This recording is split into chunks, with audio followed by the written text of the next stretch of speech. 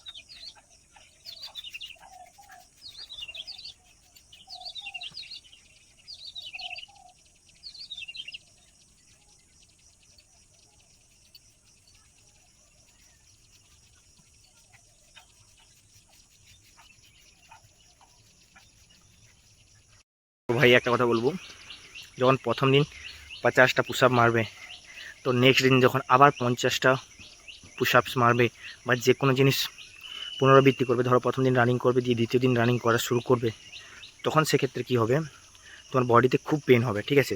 তো সেই পেন তোমাকে কিন্তু মাথায় নজর করা যাবে না, কারণ 6 থেকে 7 দিন এইরকম প্রথম পেন হবে।